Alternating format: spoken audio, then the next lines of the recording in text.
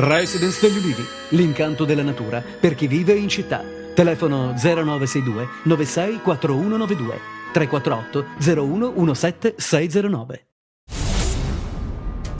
Verrà presentata oggi pomeriggio alle 16 nella sede di Palazzo Alemanni dal presidente Scopelliti la nuova giunta regionale della Calabria. Noti invece i nomi che la comporranno. Il vicepresidente dell'esecutivo è Antonella Stasi, esterna, presidente della Confindustria Crotonese. Al PDL spetteranno 7 assessori: Giuseppe Gentile alle infrastrutture e ai lavori pubblici, Pietro Aiello all'urbanistica, Giacomo Mancini, esterno, bilancio e programmazione, Francesco Pugliano all'ambiente, Domenico Tallini al personale, Mario Caligiuri, esterno, cultura e beni culturali, e Antonio Stefano Caridi alle attività produttive. 2 gli assessori dell'UDC, Francesco Antonio Stilitani al lavoro, formazione professionale, famiglia e politiche sociali, e Michele Trematerra all'agricoltura e forestazione.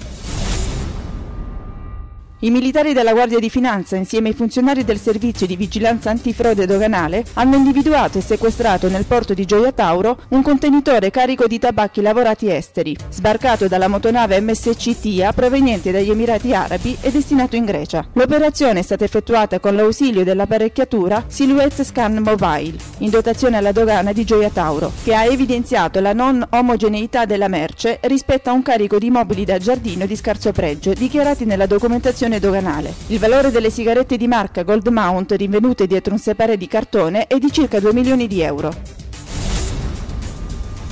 Blitz della polizia nel quartiere Rom di Germanetto a Catanzaro. Gli agenti della questura hanno ritrovato nel corso delle perquisizioni oltre 300 dosi di cocaina già pronte per essere rimesse nel mercato locale. Nel corso dell'operazione i poliziotti hanno sequestrato inoltre alcuni coltelli a scatto e a serramanico ed altro materiale per occultare lo stupefacente.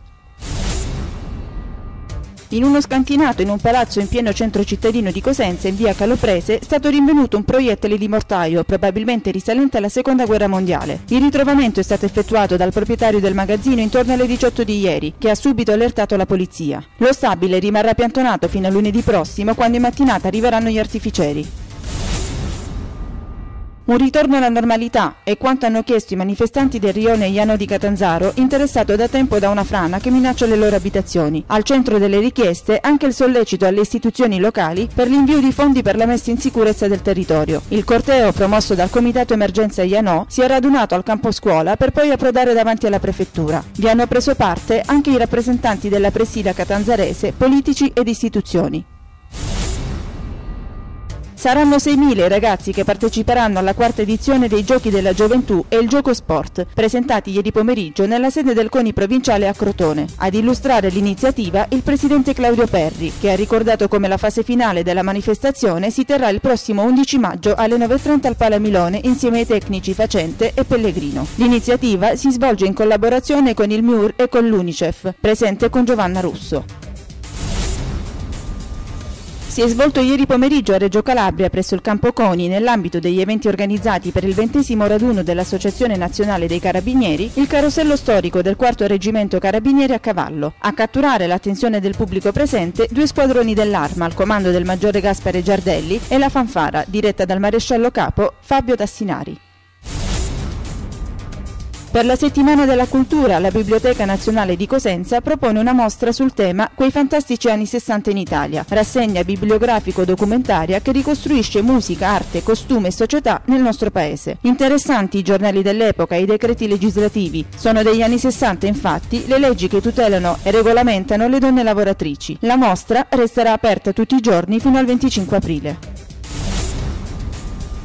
Ultime gare della stagione per le squadre calabresi. A tenere banco è il derby del Granillo tra Regina e Crotone in programma lunedì sera nel posticipo del 36esimo turno alle ore 21. Gli Amaranto recuperano Bonazzoli dalla squalifica, mentre i rossoblù, dopo il 4-2 col Modena, vogliono inseguire il sogno playoff. Domani in prima divisione il Cosenza cerca a Terni l'ultimo treno per agganciare la zona alta della classifica. In seconda il Catanzaro ospita al Ceravolo il Gela, tentando di recuperare punti sulla Juve Stabia, mentre la Vibonese, ormai condannata ai play-out, attende il Cassino in casa.